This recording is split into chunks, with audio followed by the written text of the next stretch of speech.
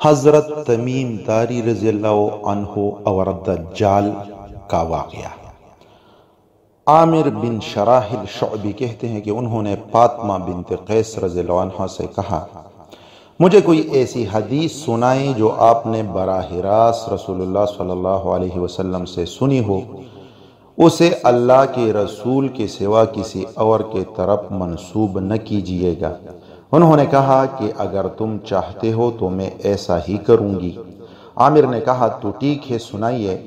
فاطمہ رضی اللہ عنہا گویا ہوئی، ایک روز میں نے رسول اللہ صلی اللہ علیہ وسلم کے منادی کی آواز سنی۔ وہ اعلان کر رہا تھا، لوگوں نماز کھڑی ہونے والی ہے۔ یہ سن کر میں سوئے مسجد چل پڑی اور اللہ کے رسول صلی اللہ علیہ وسلم کی پیچھے نماز ادا کی۔ میں عورتوں کی اس صف میں تھی جو مردوں کے بالکل پیچھے تھی۔ جب آپ صلی اللہ علیہ وسلم نماز سے فارغ ہوئے اور ممبر پر جلوہ افروز ہوئے تو آپ صلی اللہ علیہ وسلم تبسم فرما رہے تھے۔ آپ نے فرمایا، ہر شخص اپنی جگہ پر بیٹھا رہے۔ پھر فرمایا، کیا تم جانتے ہو کہ آج میں نے تمہیں مسجد میں کیوں جمع کیا؟ صحابہ کرام رضی اللہ عنہم نے عرض کی، اللہ اور اس کا رسول ہی بہتر جانتے ہیں۔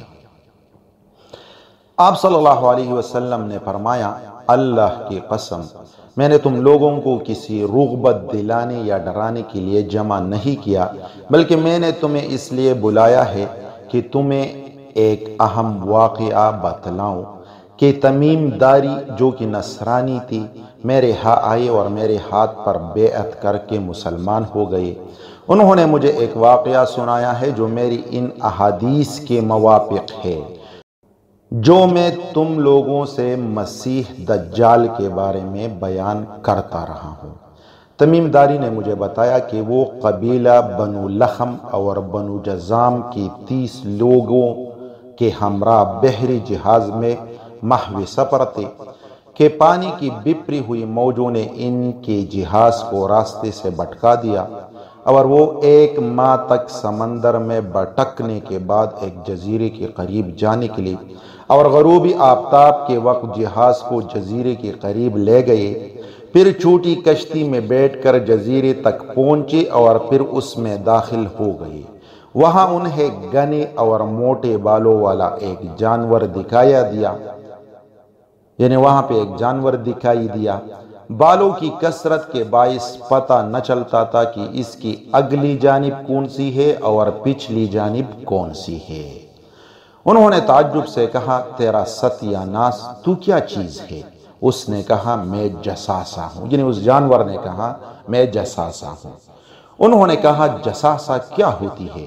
اس نے کہا، تم لوگ اس شخص کے پاس جاؤ جو الگ تلگ ایک دور جگہ میں رہتا ہے، وہ تمہارے بارے میں جاننے کا بہت خواہش مند ہے۔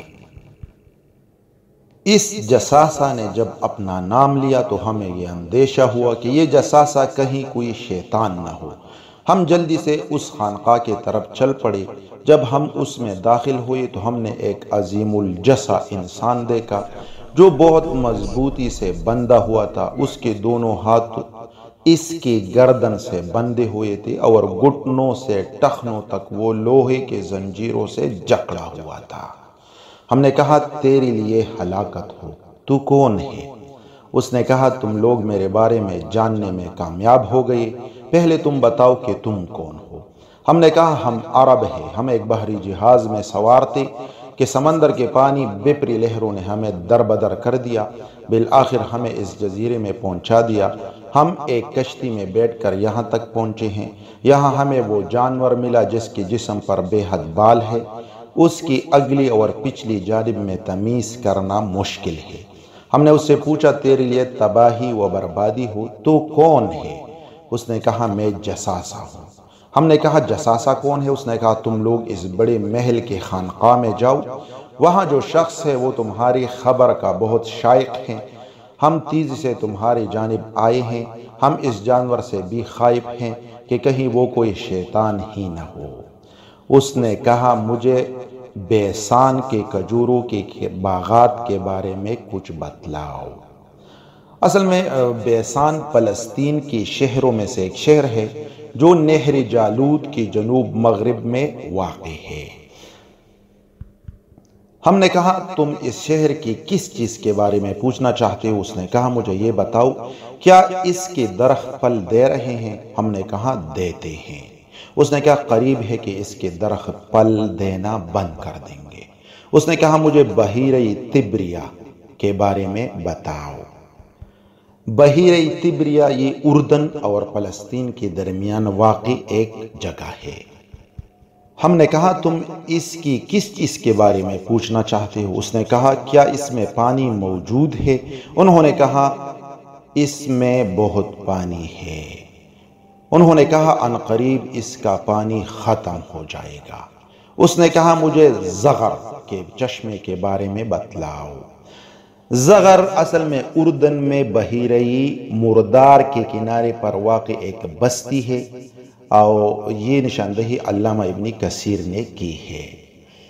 اور زغر شام میں بلقا کی سرزمین پر ایک چشمے کا نام ہے۔ بعض اہل علم بحیرہ مردار کو بحیرہ زغر قرار دیتے ہیں، یعنی یہ جگہ ہیں جو زغر کے بارے میں مشہور ہے۔ جب انہوں نے زغر یعنی زغر کے بارے میں پوچھا تو صحابہ کرام نے ان سے جواب میں پوچھا تم اس کی کس چیز کے بارے میں پوچھنا چاہتے ہو؟ دجال نے کہا کیا اس چشمے میں پانی موجود ہے اور کیا اس کے باشندے اس پانی سے کاشتکاری کرتے ہیں؟ ہم نے کہا ہاں اس چشمے میں بہت پانی ہے اور اس کے باشندے اس سے کاشتکاری بھی کرتے ہیں۔ انہوں نے کہا مجھے یہ بتاؤ کہ ان پڑھو یعنی امیین کے نبی کا کیا حال ہے؟ صحابہ کرام نے کہا وہ مکہ سے ہجرت کر چکے ہیں اور مدینہ میں قیام پذیر ہے۔ صحابہ کرام سے میرا مراد ہے حضرت تمیم داری۔ انہوں نے کہا کیا عربوں نے اس سے لڑائی کی ہے؟ ہم نے کہا ہاں کی ہے۔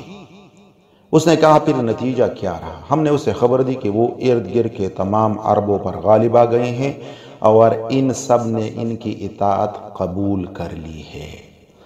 اس نے کہا یہ سب ہو چکا؟ ہم نے کہا بالکل۔ اس نے کہا یہی ان کے لیے بہتر ہے کہ اس نبی کی اطاعت کر لے۔ اب میں تمہیں اپنے بارے میں بتاتا ہوں، میں مسیح دجال ہوں۔